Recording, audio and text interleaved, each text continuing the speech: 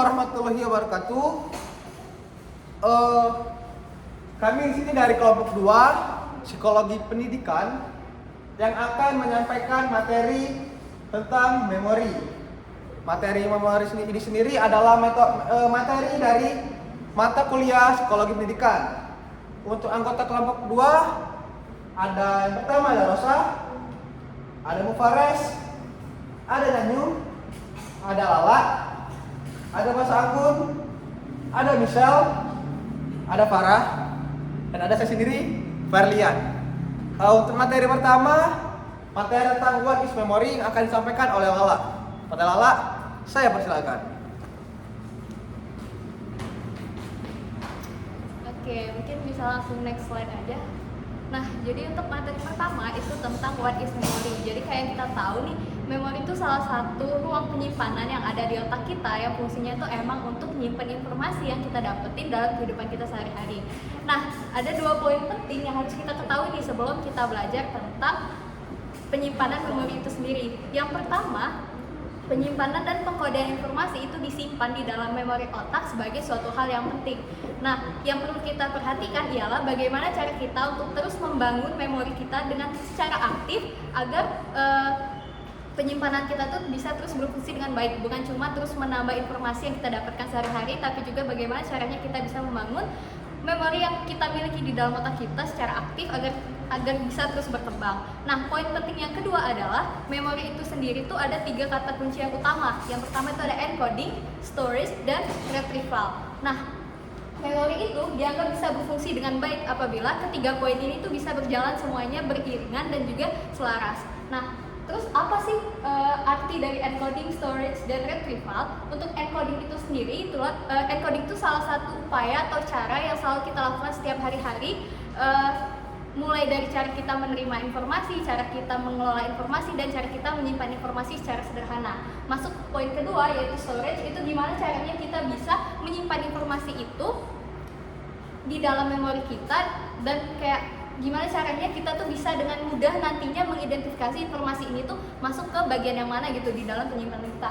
Terus yang ketiga itu ada retrieval. Retrieval tuh gimana caranya kita tuh bisa memanggil kembali atau recalling informasi yang sudah kita simpan sebelumnya di memori kita. Mungkin bisa langsung next slide. Nah, pertama encoding. Nah, dalam encoding ini tuh ada satu proses penting yang kita kenal dengan istilah rehearsal. Nah, apa sih rehearsal itu sendiri? Jadi rehearsal itu merupakan suatu proses latihan atau pengulangan informasi secara sadar dari waktu ke waktu.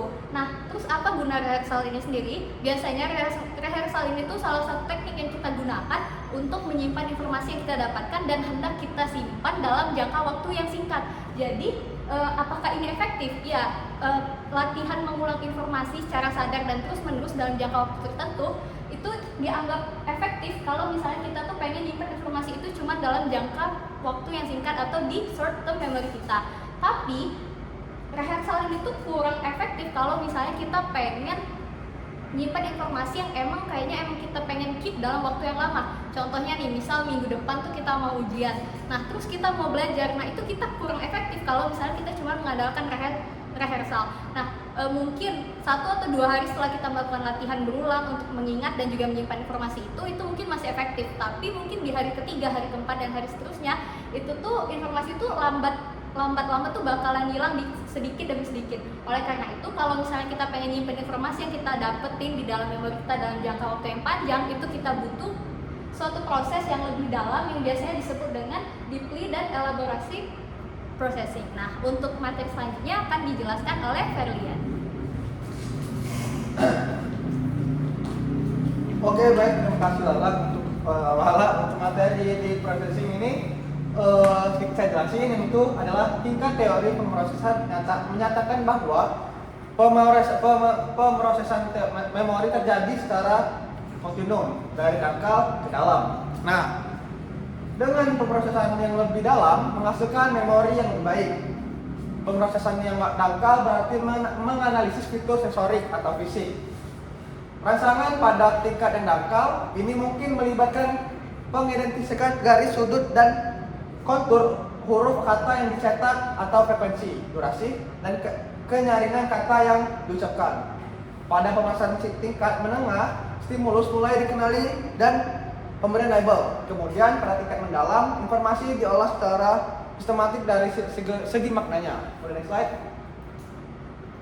Elaboration. Nah, di sini sendiri adalah ingatan mendapat bahwa dari penggunaan elaborasi yang mengacu pada keluasan informasi dalam proses encoding yang tadi udah Lala jelasin.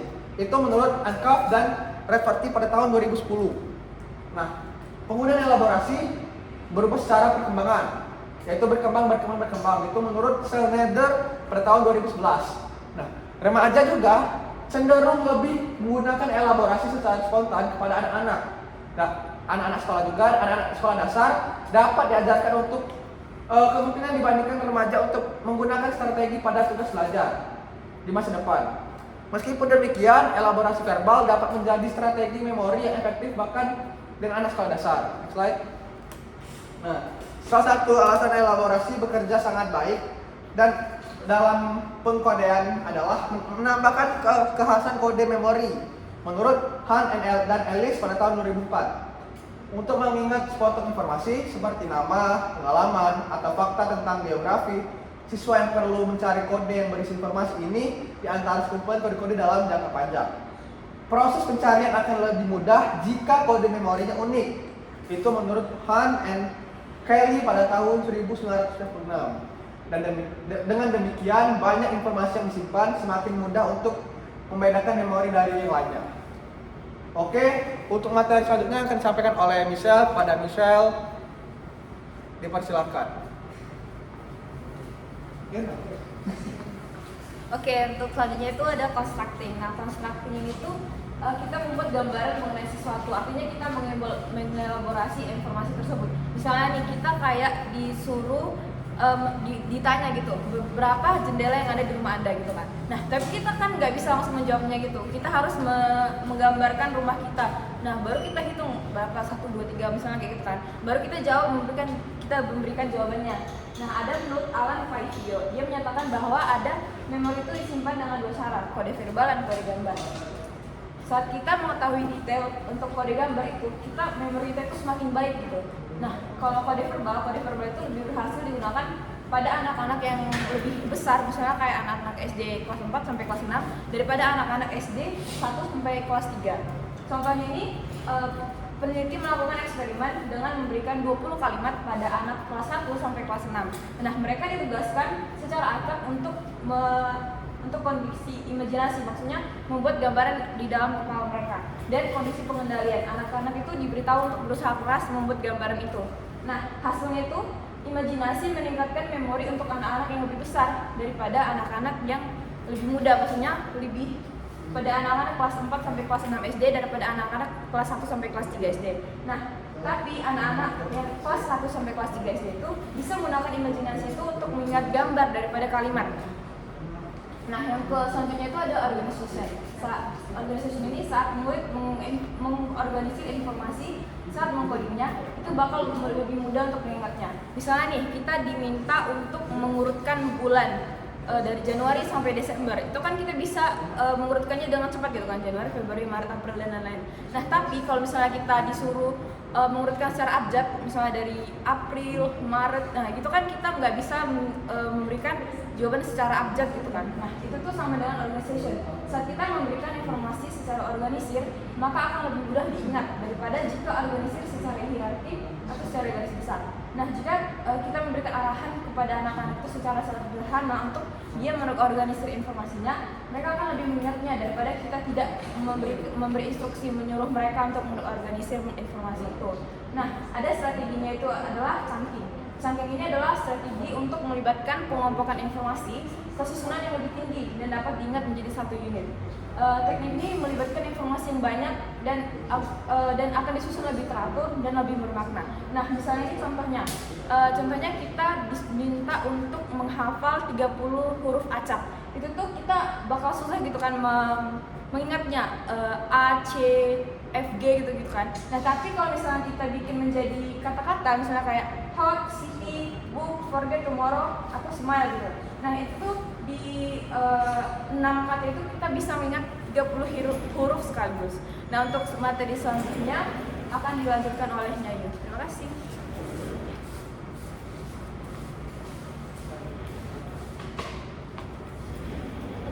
Nah, setelah dikodekan informasinya, maka lanjut ke tahap penyimpanan atau storage. Nah, dalam tahap penyimpanan ini ada 3 durasi waktu. Yang pertama yaitu sensory memory. Sensory memory ini adalah proses menyimpan informasi dalam bentuk sensoris aslinya, hanya untuk waktu yang sekejap. Misalnya dalam hitungan 1 sampai beberapa detik saja.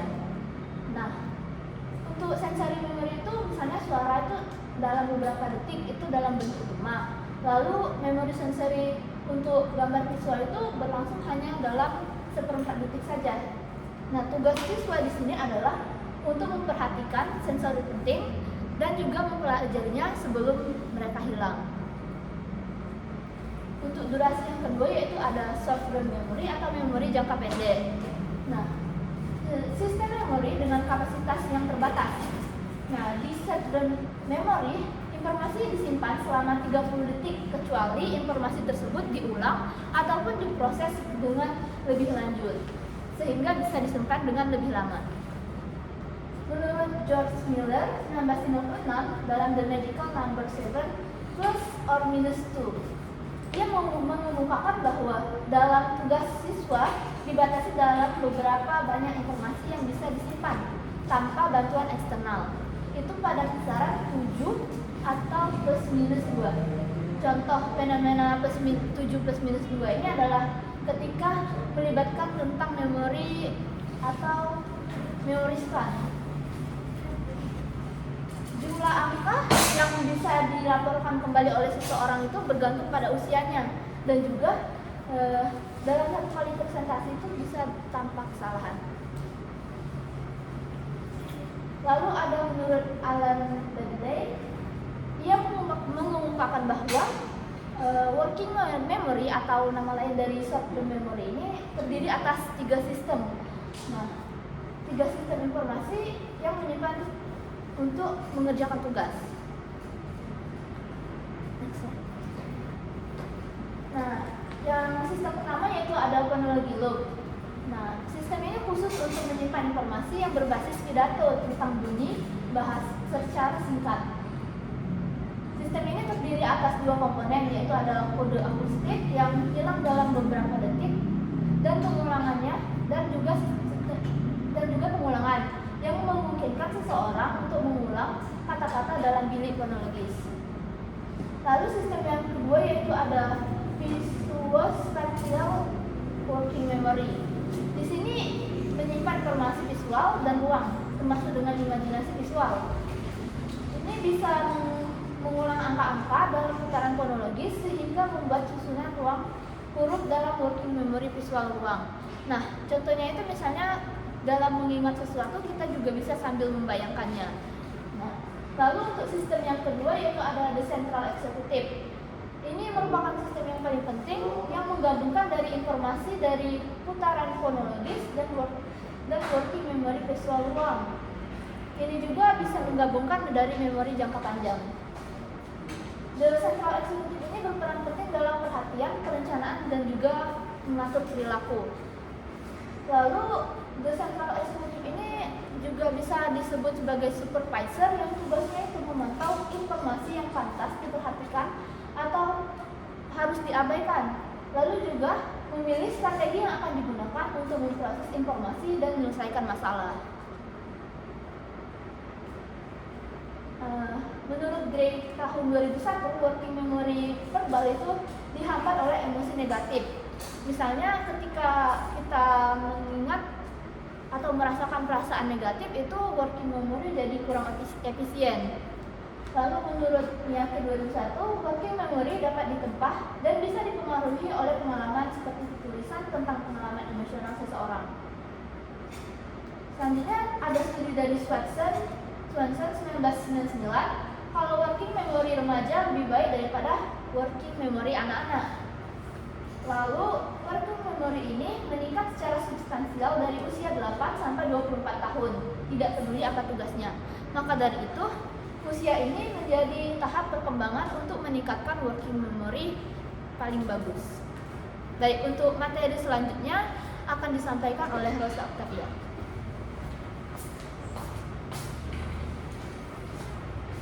Oke, baik. Tadi kan udah dijelasin mengenai dua jenis memori, yaitu memori sensoris dan short term memory. Nah, selanjutnya jenis memori yang ketiga yaitu long term memory. Jadi, long term memory ini adalah jenis memori yang menyimpan banyak sekali informasi untuk periode waktu yang lama dalam cara relatif permanen.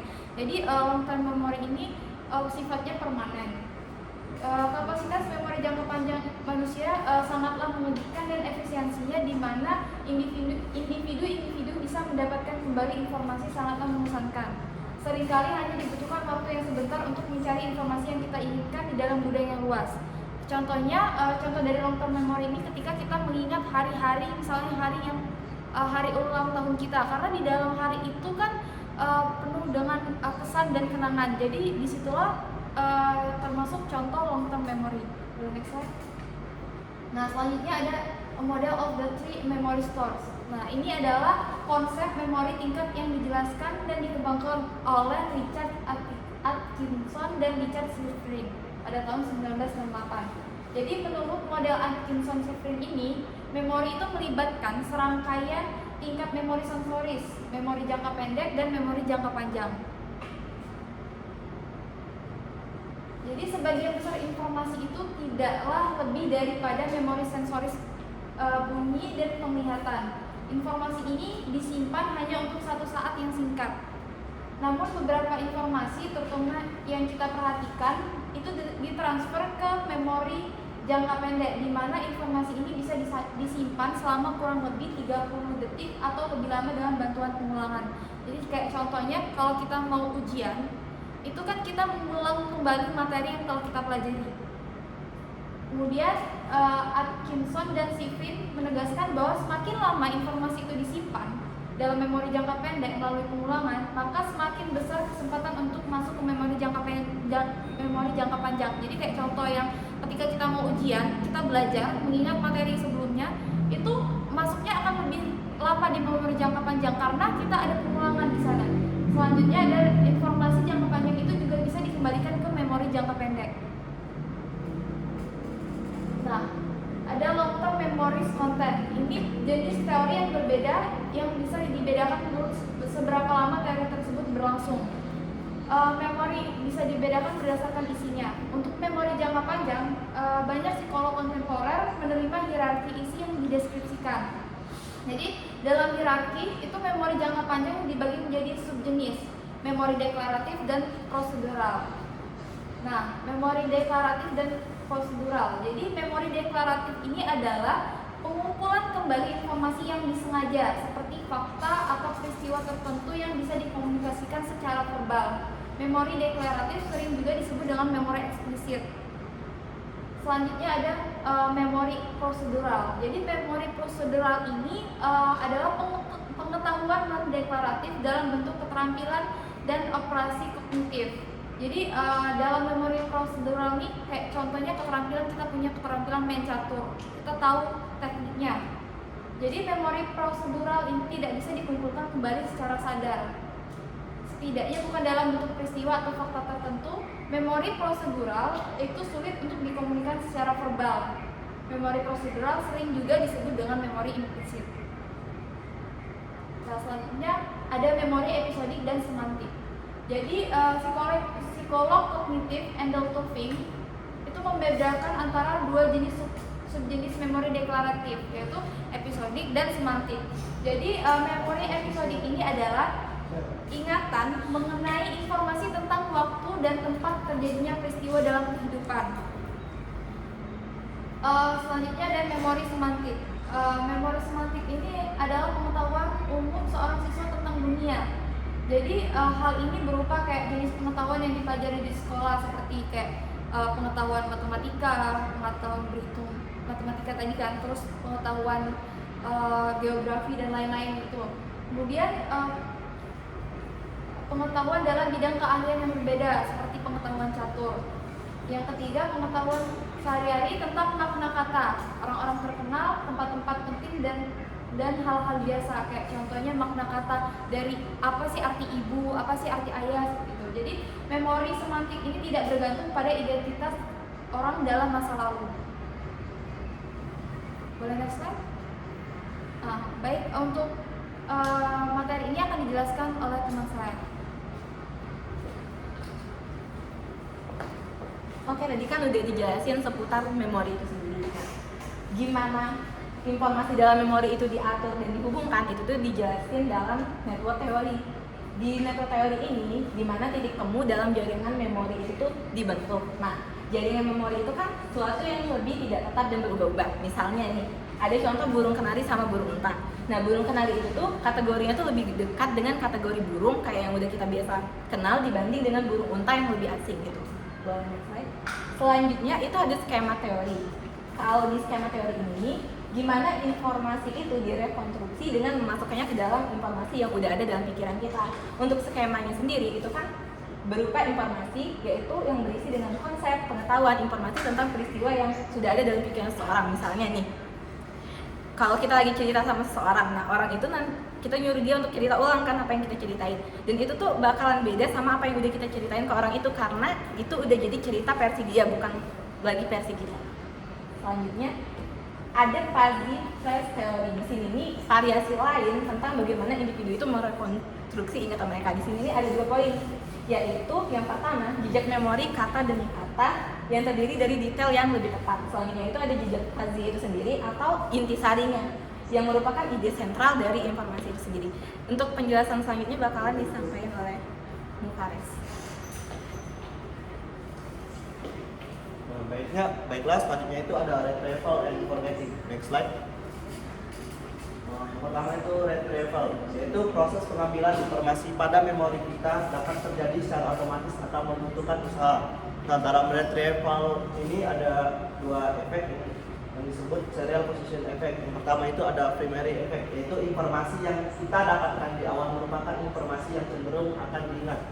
Nah, selanjutnya ada recency effect, yaitu bertolak belakang dengan primary tadi, informasi yang kita dapatkan di akhir juga cenderung akan diingat. Selanjutnya ada encoding specificity principle, yaitu asosiasi yang terbentuk pada saat pengkodoan informasi cenderung menjadi isyarat atau kode pengambilan suatu ingatan yang efektif. Contohnya itu ada seorang anak yang berusia 13 tahun, yaitu mengkodekan informasi tentang seorang ibu atau biografi seorang ibu yang bernama Teresa. Ibu tersebut lahir di Albania, menghabiskan sebagian besar hidupnya di India, menjadi biarawati Katolik Roma. Ibu tersebut sedih ketika melihat orang sakit dan sekarat di Kalkuta. Ibu tersebut senang jalan-jalan dan memenangkan hadiah Nobel atas upaya kemanusiaannya untuk membantu orang miskin dan menderita. Nah, nantinya si anak itu mencoba mengingat detail tentang ibu tersebut melalui kode-kode seperti dan menggunakan kata-kata seperti hadiah, Nobel, Roma, Kalkuta, dan kemanusiaan. Next slide. Nah, selanjutnya itu aspek lain dari pengambilan informasi adalah tugas dari pengambilan itu sendiri. Nah, retrieval ini terbagi menjadi recall dan recognition. Nah, recall tersebut merupakan tugas memori yang mengharuskan individu mengambil informasi dari yang telah dipelajarinya sebelumnya atau mengingat kembali. Selanjutnya itu recognition, yaitu tugas memori yang hanya memerlukan individu untuk mengenali informasi yang perlu dipelajari. Selanjutnya akan dijelaskan oleh para Haura Khalifah. Oke, selanjutnya itu yang terakhir adalah forgetting. Itu lupa, ada yang namanya lupa yang bergantung pada petunjuk atau cue dependent forgetting. Itu adalah kegagalan pemanggilan kembali karena kurangnya petunjuk pemanggilan kembali yang efektif. Nah, prinsip lupa yang bergantung pada petunjuk konsisten dengan teori interferensi atau interference teori yang menyatakan bahwa kita lupa bukan karena kita benar-benar kehilangan memori dari penyimpanan, tetapi karena informasi lain menghalangi apa yang berusaha kita ingat. Contohnya kayak misal besok ada ujian biologi sama sejarah, terus kita malamnya belajar biologi terlebih dahulu dan baru belajar sejarah. Nah, pas ujiannya saat kita mengerjakan biologi, ingatan memori kita tentang materi biologi itu tertutupi dengan materi sejarah. Jadi materi biologi itu bukan benar-benar hilang, tapi kayak tertutup dengan materi sejarah yang udah kita pelajari juga. Terus sumber lupa yang lain adalah hilangnya memori. Menurut teori kehilangan atau decay teori, pembelajaran yang baru melibatkan penciptaan atau jejak memori neurokimia yang pada akhirnya akan hancur. memori menghilang dengan kecepatan yang berbeda. Beberapa memori begitu nyata dan bertahan untuk periode waktu yang lama, terutama ketika memori tersebut memiliki ikatan emosional, kayak misal kalian first love kalian atau kayak farewell party pas SMA gitu. Next. Oke, mungkin saya kembalikan ke moderator. Oke, baik, terima kasih kepada teman-teman yang sudah menjelaskan materi pada hari ini. Semoga apa yang telah kami jelaskan dari tadi, yang telah kami tuturkan dan materi yang kami buat dapat teman-teman pahami. Dan jika ada kesalahan dalam pengerjaan materi ini sendiri dan ada kesalahan dalam pembuatan video ini, saya dan teman-teman dari kelompok 2 mohon maaf sebesar-besarnya karena kami sama-sama belajar di sini. Kami akhiri dan kami selesaikan. Wabillahi taufiq wal hidayah. Wassalamualaikum warahmatullahi wabarakatuh.